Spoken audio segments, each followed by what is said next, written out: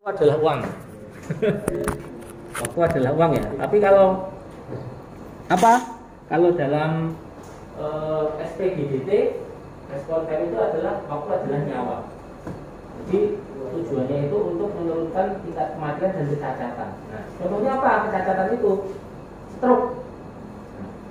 Stroke itu kalau Anda telat, seharusnya dia itu bisa sembuh kembali ya, tidak ada kecacatan. Karena telat ternyata stroke-nya bisa stroke total. Dia akhirnya lumpuh, tidak bisa bergerak ya. Kalau seandainya tertolong ya mungkin stroke-nya hiparese atau hanya separuh ya. Ingat ya, stroke itu adalah cacat yang dia itu permanen ya. Jadi cacat permanen itu apakah bisa sembuh? Bisa, tapi akan meninggalkan cacat. Contohnya seperti ini. Dalam fisioterapi itu ada namanya ROM, recognition, tidak ada di dulu ya. Pasiennya itu dia nekuk kayak gini, nggak bisa untuk lurus. Ketika duduk apakah bisa kembali seperti ini? Enggak. Paling dia hanya untuk supaya ototnya nggak kaku dan minimal bisa digerakkan seperti itu. Maka itu kalau ada keluarga atau siapapun yang dia itu risiko terkena stroke, dia harus segera dilakukan pertolongan secepatnya. Pertolongannya apa? Subuhan rumah sakit. Nanti dia dilakukan rapid medisnya. Rapid medisnya bagaimana? Ya, saya jelaskan nanti kita nambah SKS lagi ya, macam ya. Seperti itu ya. Lanjut saja ya. Tujuan kita mempersamakan persepsi ya dan kesamaan pola tindakan ya. Jadi kalau pasiennya patah tulang, tindakannya apa sih? Kita harus sama. Itulah tujuannya SPGDT ya. Jadi kalau polisi, kalau pemadam kebakaran, apalagi PNS ya atau siapapun, dia kalau ada patah tulang di jalan, dia tahu apa yang dilakukan karena kan sudah dilakukan SPGDT. Tujuannya supaya persepsinya sama, pola tindakannya menolong itu sama seperti itu. Kalau patah tulang dilakukan apa? Pembiayaan, seperti itu contohnya. Ini yang SPGDTS sama SPGDTB. Karena sehari-hari ini adalah upaya pelayanan yang itu saling terkait, pra rumah sakit, intra atau antar rumah sakit sama antar rumah sakit ya. Sehingga dia itu terjalin satu kesatuan sistem. Tujuan utamanya ini adalah untuk mempertahankan kehidupan pasien dia survive ya, tetap hidup. Kalau bencana ini intinya dia bisa menolong pasien atau korban sebanyak-banyaknya. Itu kuncinya dari SPGDTB ya, seperti itu. Kuncinya tiga ini penyelenggaraan SPGDT. Komunikasi itu penting ya. Ada pasien kita telepon 119 kemudian dari PSC dia call yang kita tadi apa brigadir tadi, kemudian brigadir mencari rumah sakit terdekat bulan mengirim ambulan ya, seperti itu. Kemudian sistem penanganannya, kemudian transportasinya ketika menjemput dan mengantar ya. Tupoksinya nggak perlu saya jelaskan ya. National Command Center NCC nggak perlu saya jelaskan ya. Kita langsung masuk ke ini. Dalam sistem pra-rumah sakit ini ada indikator yang itu berperan dalam sistem pra-rumah sakit, yaitu adalah Public Safety Center. Public Safety Center ini yang tadi kita tahu 119, yaitu akan mengkoordinasi ya pada pasien seperti ini, kira-kira pada pasien kasus seperti ini rumah sakit yang bisa ada fasilitasnya ini apa, contohnya yaitu cedera kepala.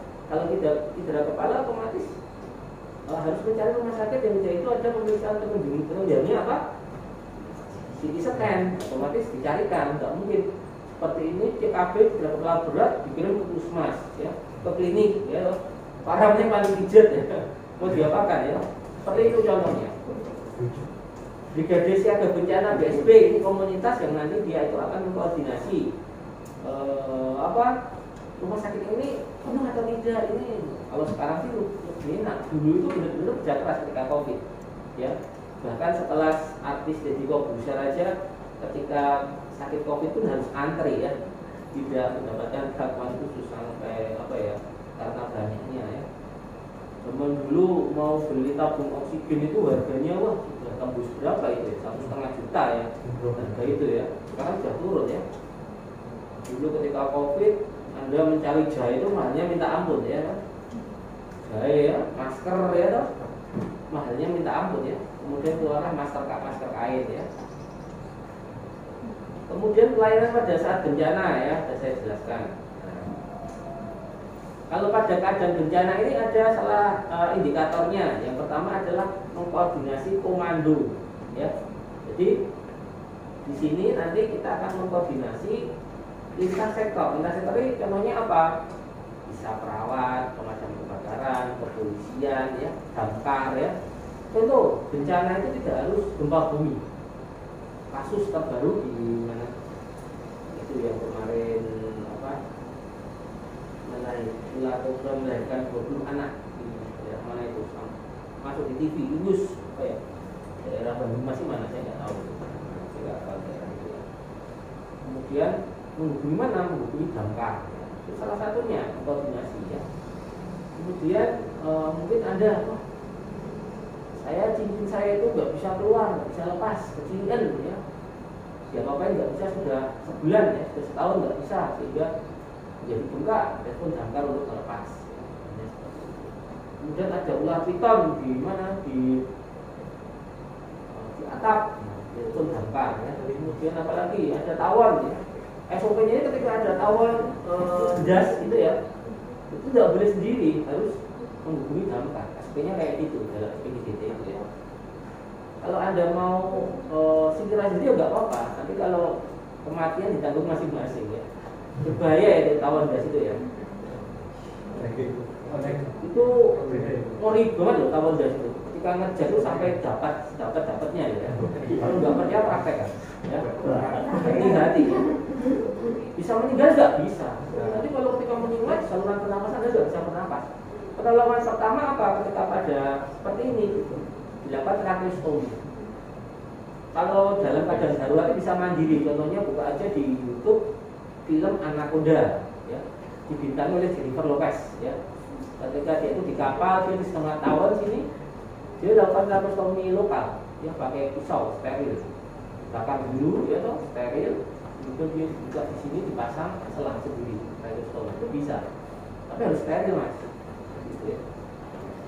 Menakutkan enggak kalau biasa enggak akan takutnya paling hidup di awal enggak mungkin mati nah saja ya. Contohnya seperti itu, jadi berbahaya tawon gas itu ya. Jangan dipraktekkan ya, itu prakteknya senang ya. Guru prima, ya, baru praktekkan ya. Contohnya ada banyak di YouTube juga ada di daerah Klaten orang meninggal karena diserubuti oleh tawon gas. Ya, baca di YouTube itu berbahaya ya. Kemudian satu lagi, nah, kalau ada ular kobra ya. Jangan sembarangan Anda mengamankan sendiri ya. Kemudian Anda mungkin melihatnya ularnya apa? Ada ular cabai contohnya ya. Ular cabai tahu nggak ular cabai? Ular cabai itu dia itu kecil, warnanya mencolok, kepalanya itu ada merah-merahnya atau warnanya mengkilap. Prinsipnya itu dalam apa?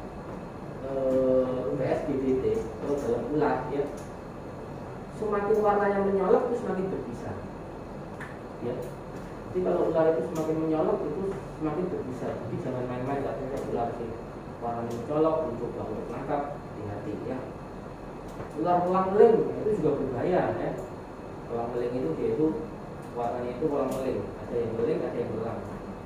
Satpam di perumahan di Depok dia itu nyepel ular meling ya karena kecil dicopot rapopo gaya di syuting ya di video rapopo digigit ini rapopo akhirnya kemudian langsung masuk rumah sakit meninggal itu aja YouTube ya.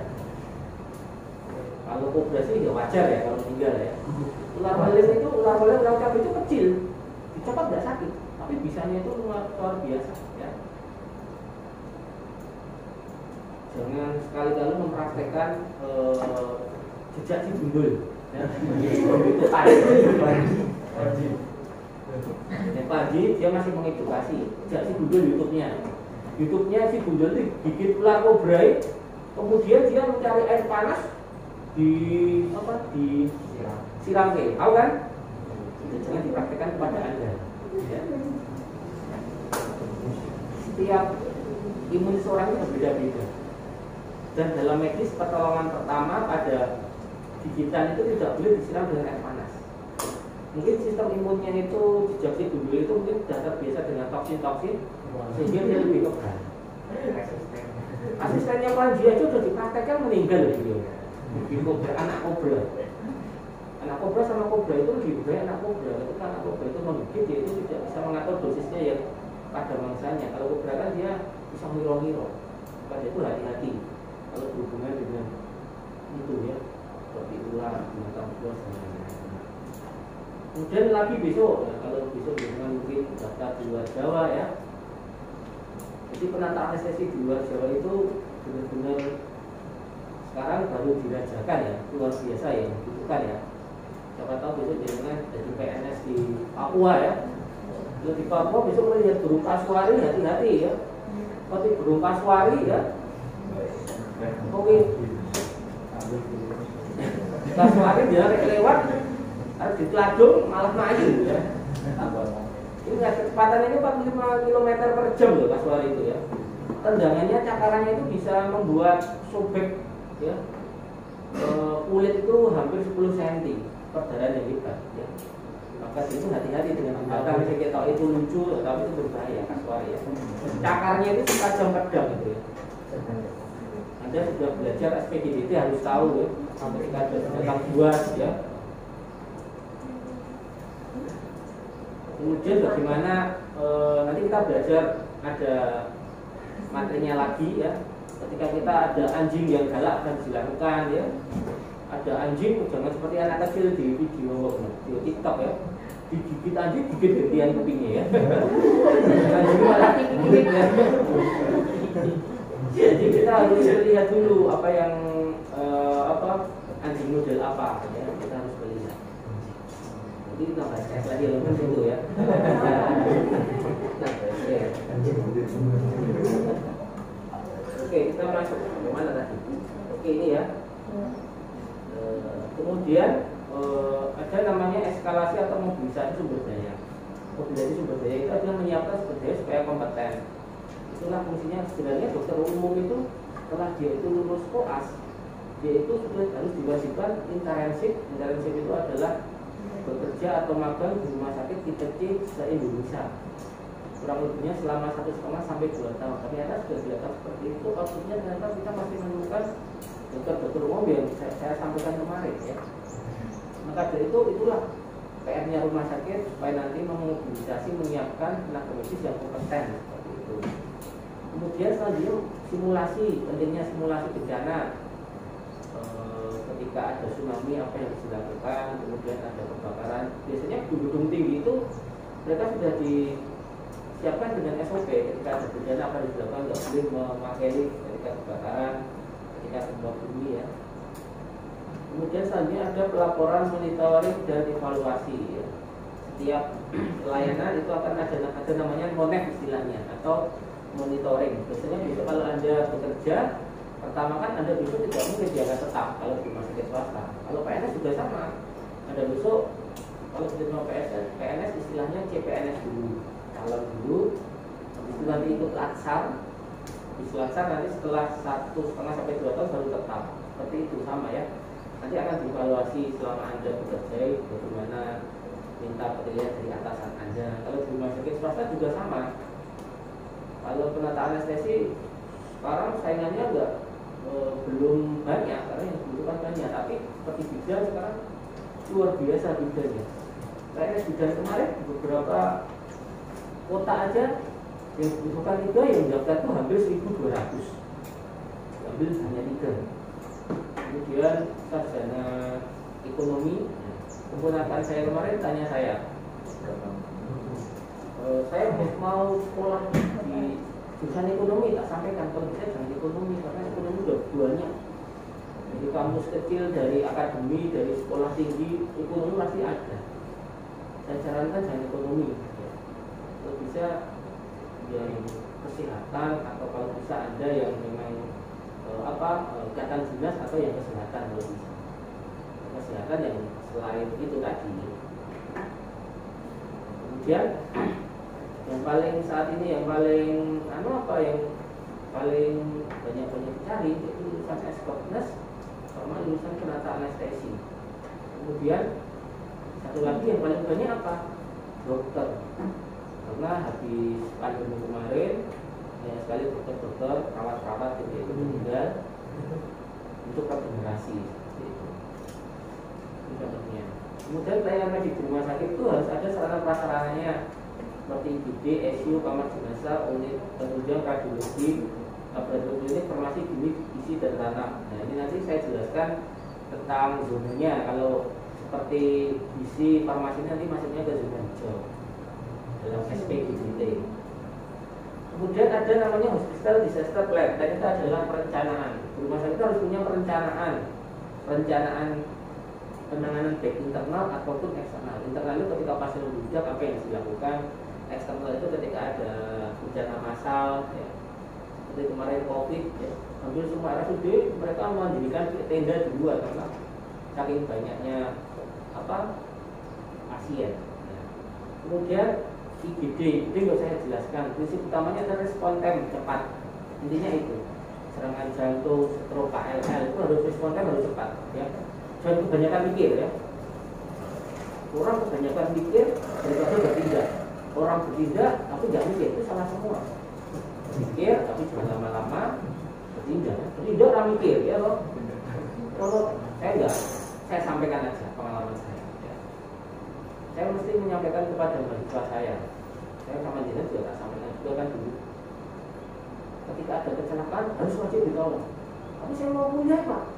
Anda itu sekolah itu ilmu di kelas itu tujuannya untuk apa? Tujuannya adalah untuk diaplikasikan. Ya. Jangan sampai kita itu bilang rasa kemanusiaan hanya untuk kepentingan diri sendiri. Dan terus nanti pelajaran gimana? Nah dari dosennya, Pak Bu, ngapain saya baru menolong korban kecelakaan ya? Saya praktekkan SPGDT ya. Maksudnya seperti ini. Saya ini bilangnya langsung. Karena kan saya nggak mengajar perawatan gawat darurat di sini ya. Kalau di universitas ini bukan aja di Universitas Kusuma Usatu Surakarta, bukan ikutnya. Saya ngajar semester 4 belajar. Tugasnya saya nggak memberikan soal UAS, nggak memberikan UTS atau ujian. Tugasnya apa? Silahkan Anda menyiapkan ide P3K, Anda siapkan di software motor Anda masing-masing. Kemudian besok ujiannya aku ngecek motor stok. Kalau nggak percaya lihat aja di Facebook saya ada, YouTube adanya sudah upload. Ya. Tapi sebelum pandemi itu tugasnya ya. Karena kenapa? Karena kalau perawatan gawat darurat itu saya hanya bicara teori percuma. Itu harus praktek. Kalau perawatan darurat itu Anda harus praktek ke lapangan. Hanya kecelakaan tuntas itu hanya Anda. Masuk Anda parahnya harus senang banget. Bisa dipraktekkan ya kan. Perawat gawat darurat dulu prima ngomong kalau tidak bawa tali untuk membidik bisa memakai ikat pinggang. Praktek ikat pinggang ini dipraktekin bisa enggak? Cari pelopas pisang. Ya. Kemudian ada kecelakaan, saya bawa bidang langsung dipasang bidang seperti itu. Kalau perawat darurat seperti itu, karena kalau BHD beda. BHD itu kita mempelajari bantuan hidup dasar. Prakteknya besok di akhir bulan ya. Iya. Tanggalnya aku lupa ya. Kemudian selanjutnya adalah BSB, yaitu Brigade Siaga Bencana. Ya. BSB ini tugasnya yaitu mengatasi atau mengimplementasikan masalah yang ada di lapangan. Ya. Itu BSB. Nah, ada yang tahu bedanya HCU sama ICU? HCU sama ICU bedanya apa? Ayo, saya mau tanya. Mas, kamu sudah beruli ya? Iya. Gitu kan? Ini beruli ya? Kelihatan baca aura beruli. Kalau aku ngobrol itu kemarin habis beruli, selain uji ngobrol. Kok baru selesai? Dia nanti ujian. Pas hujan ya mas? Uji gitu kan ya? Iya. Bedanya hasil sama isi apa mas?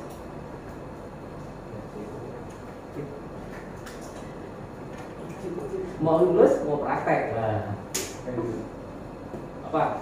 HCU sama ICU. Kok baru 1 jam ya? Karena saya harus sampai jam 12 ini ya. Masih mau selesai ya? Masih lama ini ya. Apa mas?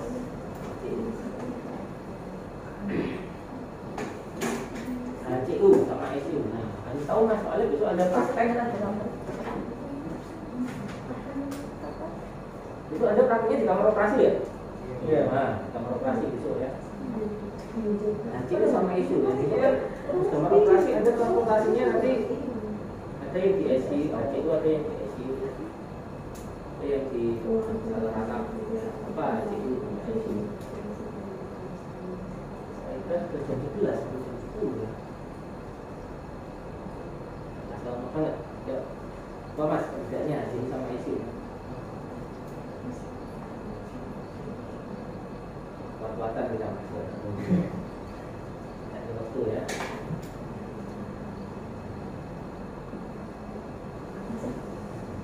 Pemajatan setelah saya setengah 12 lebih 10 soalnya ini sudah jam 10.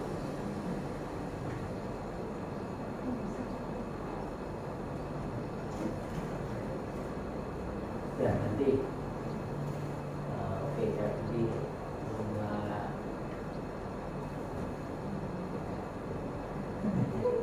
kita karena konsul ya saya tanya ya. Tidak. Hasilnya jangan jadi ATC ya udah tanya ya. Nah jelas tak jadi ya soalnya kemarin dengan saya ya. Ajeng ya boleh ini ya ini. Ajeng ini ya. Karena kemarin mencari bukata ya. Oke, Ajeng kerjanya HCU sama ICU. ICU itu ruangan khusus untuk pasien yang mengalami kritis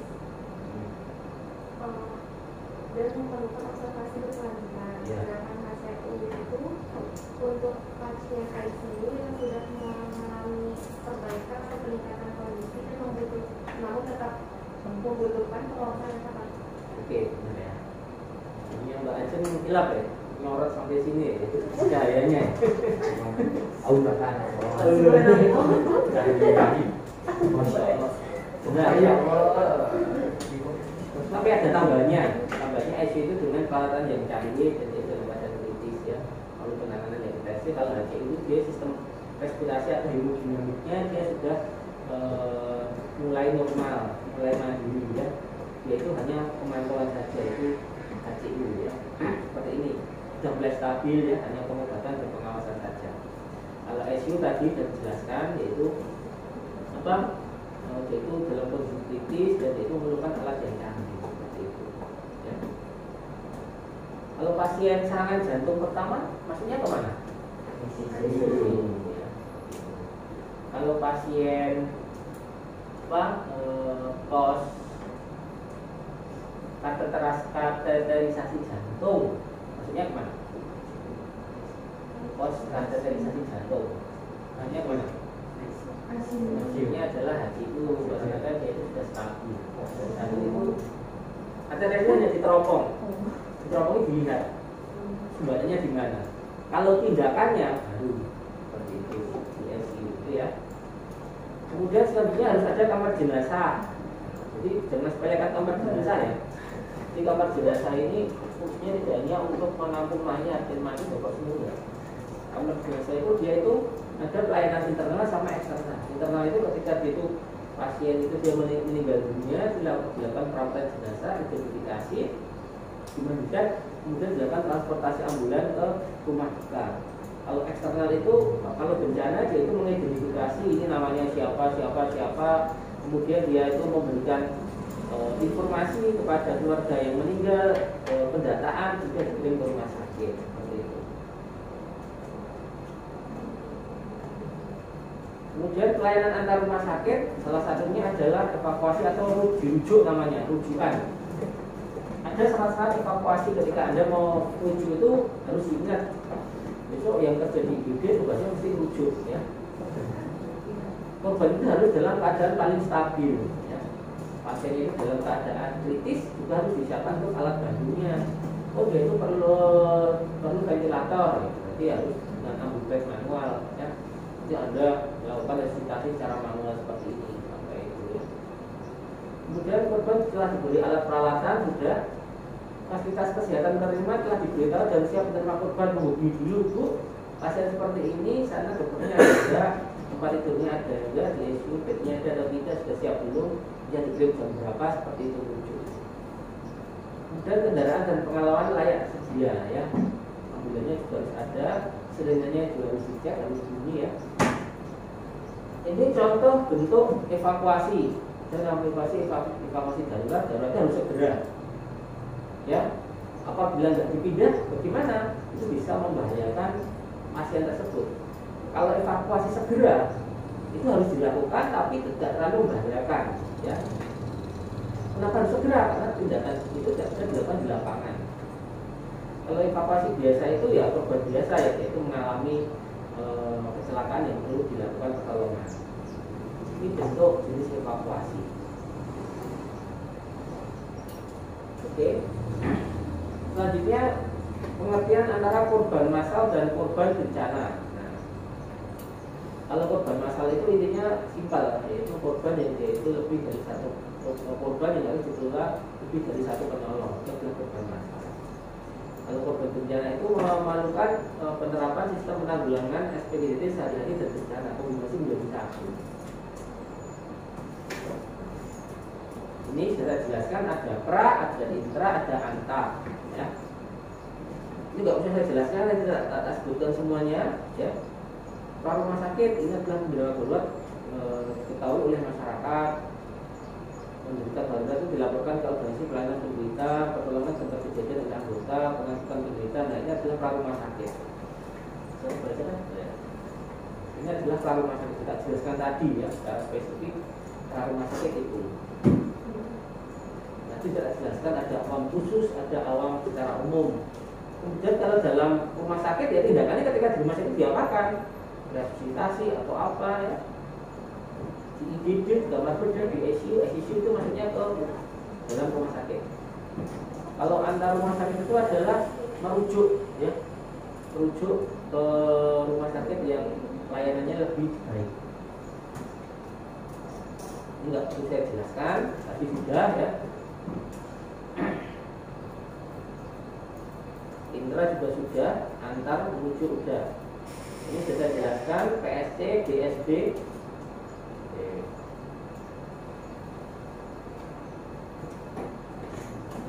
Nah, yang terpenting ini contohnya.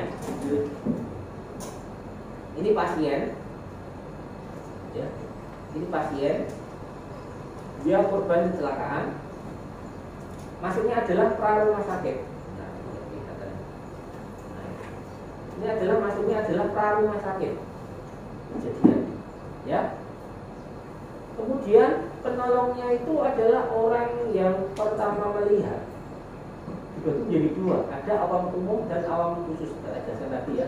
Awam umum apa, awam khusus apa. Ya. Seperti ini. Yang menentukan apa? Penolong pertama ini yang nanti akan menentukan kecepatan dan ketepatan dalam penanganan pasien ini. Ya. Yang harus dilakukan pertama apa ketika seperti ini? Cek kondisi pasien, dilihat kasusnya apa, kemudian melakukan menghubungi public safety center. Contohnya ada 119, 112 ya. Menyampaikan kondisinya bagaimana, jalan apa, apakah ada perjalanan, dan sebagainya komplain itu. Kemudian dari public safety center nanti akan menghubungi PSB di tingkat tadi, kemudian menghubungi masyarakat terdekat, kemudian mengirim. Kemudian ketika itu nanti dari rumah sakit akan pergi ambulan. Nah, ambulan ini memang adalah petugas ambulan yang sudah terlatih. Dia sudah memiliki sertifikat dalam lalu lintas dan lain-lain. Nah, kemudian setelah itu dia dikirim ke fasilitas layanan kesehatan. Tergantung kondisinya bagaimana.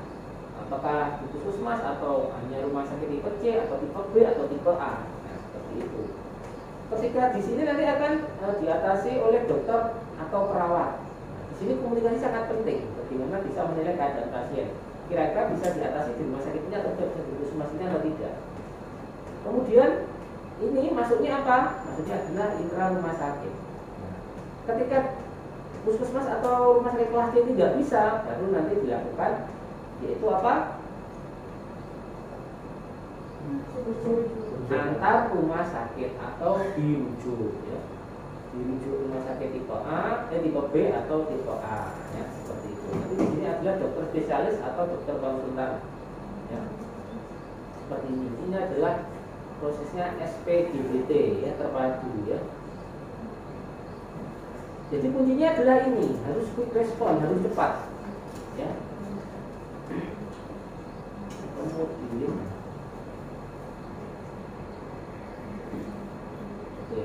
nah, keberhasilan penanganan itu ada 5. Organisasi, ya, dari struktural itu sangat penting sekali. Fasilitas sarana dan prasarana, ya, itu juga sangat penting sekali. Ketika pasien seperti ini, pengusaha penunjangnya harus lengkap, SDM-nya juga harus lengkap. Komunikasi, alat jaring prosedur. Anda di daerah Papua sana nggak ada sinyal, ya bingung menghubunginya bagaimana di saat 119. Data SDM tadi dokter yang kompeten, perawat yang kompeten, ya, fasilitas dan penanganan operasionalnya dari rumah sakit, di rumah sakit dan antar rumah sakit. Ini alurnya, ya, saya besar, ya. Ini alur penanganan di rumah sakit, ini korban, kemudian rumah sakit, ID, kemudian triase. Di triase nanti akan dijelaskan Bu Marta, ya. Materinya Bu Marta ada di triase. Ini saya jelaskan triase panjang nanti, ya. Triase itu intinya adalah pemilihan. Warna-warna ini biar dijelaskan Bu Marta, ya. Dipilah termasuk gawat darurat atau gawat tidak darurat atau tidak darurat, ya. Gawat darurat nanti dimasukkan di sini, dirujuk, kalau tidak bisa diatasi, atau masuk ke ICU, HCU, OKSITO. ICU sudah tahu, HCU sudah tahu, OKSITO ini adalah OK dadaan, ya. Jadi besok Anda kalau di kamar operasi, Sito ditelepon, Anda harus datang. Itu namanya tindakan Sito, ya. Kalau perawat kamar operasi, perawat bedah, perawat penataan anestesi, kalau di kamar operasi penghitungan honornya itu berdasarkan tindakan, ya. Kalau operasinya ada semakin banyak, ya itu semakin banyak, ya. Jadi berbeda dengan perawat di ruangan, ya. Jadi banyak yang bilang kalau perawat bedah, perawat kamar operasi, penataan anestesi itu dasar, ya, karena penghitungan honornya itu berdasarkan tindakan operasi. Kemudian masuk setelah ICU HCU nanti meninggal masuk kamar jenazah, ruangan sembuh pulang. Ruangan itu rawat inap.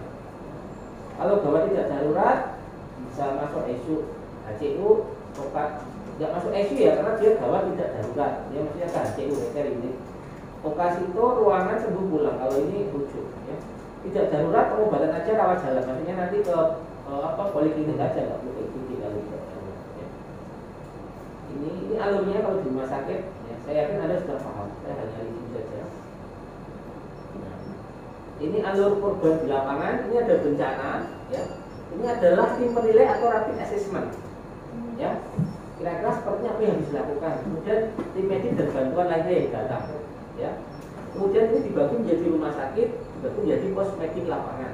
Pos medik lapangan nanti akan dilakukan triase pemilahan, stabilisasi, pengobatan dan pulang, atau dilakukan evakuasi. Evakuasi ini di antara rumah sakit. Dan rumah sakitnya ini. Nah, kalau di rumah sakit sama, maksudnya ke IGD, OK, rawat inap, atau nanti meninggal. Lalu di lapangan. Nah, nanti SPDBT-nya nanti di sini, ya, tim penilai, rapid assessment. Nah, nanti perannya di sini ada. Kemudian nih, nah, ini alur penanganan korbannya. Kalau ada bencana, ini pemerintah nanti akan menghubungi BNPB, kemudian ke BPBD, Satgas lapangan tidak jelaskan tadi, ada namanya Satlak, ada tim SAR. Nah, ini yang dimaksud dengan tadi multisektoral. Multisektoral itu antar sektor, ada tim SAR, ada medik, ada politik, ada kamtip, ada sarana lain-lain, ya. Kemudian di sini kalau di lapangan nanti komando lapangan, nanti satu komandonya di sini.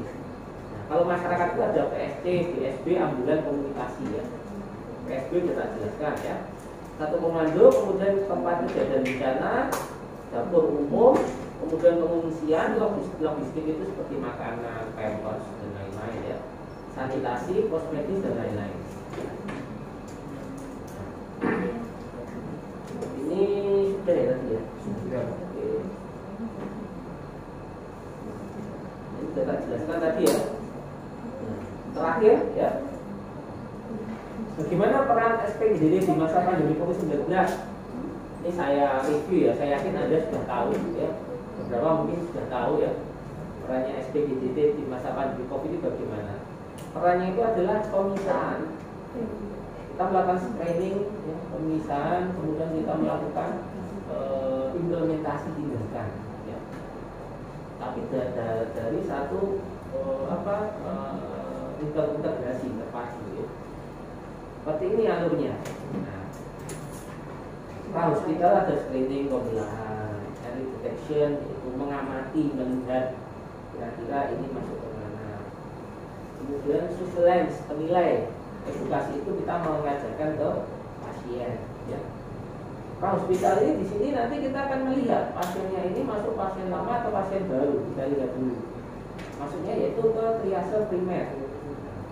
Di triase primer nanti akan dilakukan yaitu pemeriksaan swab antigen atau PCR berdasarkan asesmen tadi di atas ini. Kemudian kalau dia itu ini pasien lama, ya, dia nanti ketika dilakukan tindakan, jadi nanti kalau seandainya dia itu darurat, gawat darurat, dia masuknya ke zona merah. Itu namanya triase sekunder. Kalau merah itu artinya gawat. Spesifiknya misalnya jelaskan dulu saya. Triase sekunder nanti tergantung, yaitu gawat saja atau gawat tidak darurat, atau dia gawat darurat ya. Dibagi menjadi dua, yaitu IGD dan klinik. Nah, ini kan COVID ya. Ketika di klinik, ya, ketika dia itu diperlukan untuk melakukan isolasi, dia masuk ke ruang isolasi ya. Tergantung nanti bayi, anak atau dewasa ya. Kemudian triase sekunder dia yang satunya dia masuk ke IGD. IGD itu ada zona merah dan zona kuning ya. IGD ini nanti dibagi menjadi dua ya. Itu nanti masuk ke OPA gawat darurat sama masuk ke OPA gawat tidak darurat. Kan nanti dia akan dilakukan tindakan, tergantung tindakannya nanti apa. Kemudian di sini nanti juga di IGD dia nanti akan dilakukan pemeriksaan laboratorium ya. Setelah pemeriksaan laboratorium nanti akan dilakukan pemeriksaan penunjang lainnya. Banyak ya nanti ya. Kemudian triase primer, kalau di kuning ini, zona kuning ini dia tidak darurat. Kalau dia masuk klinik, berarti dia nanti hanya isolasi saja dan diperbolehkan untuk pulang. Ya. Kalau dia masuk di IGD, biasa dia itu memang memerlukan pemantauan yang ketat, ya. Dia nanti akan dilakukan karantina atau isolasi. Ya. Terus merah, ketika dia sudah mati ya nanti masuk ke pemulasaran jenazah. Kalau zona hijau itu kantor manajemen kayak farmasi berbelah yang saya jelaskan tadi, dia masuk ke zona hijau. Sama yang logistik farmasi ya, seperti ini, PGDD-nya. Ini ya sudah tahu ya, saya yakin ya ada ya. Manajemennya ketika ada suspek terindikasi COVID atau bis papasan atau tidak serumah atau apapun dikonfirmasi, dia akan dicek. Itu menjadi tiga: tidak bergejala, sakit ringan sedang atau sakit berat. Kalau sakit berat sudah masuk ke rumah sakit, titik. Masuk rumah sakit, isolasi rumah sakit. Kalau sakit berat nanti dilihat berkomorbid atau tidak. Ya, sakit berat nanti disuruh rumah sakit atau dirujuk. Nah, isolasi itu minimal 10 hari sejak muncul gejala, ini tambah 3 hari. Kalau berat itu wajib PCR 1 kali. Kalau berat, ya. Kalau ringan dan sedang, yaitu bisa isolasi mandiri di wisma atau di rumah sakit, ya. Nanti isolasinya itu 10 hari sejak muncul gejala dan tambah 3 hari bebas. Tapi nggak perlu follow up PCR. Kalau tidak bergejala ya udah pulang ke rumah aja. Isolasi di rumah 10 hari tambah 3 hari selesai. Ya. Sembuh pulang. Ya. Tapi seperti nanti dilihat juga apakah ada komorbid atau tidak. Komorbid itu seperti jantung, asma, ya, waktu pandemi COVID itu kemarin saya bikin penelitian yaitu terapi tawa, pengaruh terapi tawa terhadap sistem pada masa pandemi COVID-19. Ternyata terapi tawa itu sangat efektif untuk meningkatkan sistem imun di pandemi ya, pada masa pandemi. Jadi semakin Anda banyak tertawa, imun Anda semakin sehat. Ya.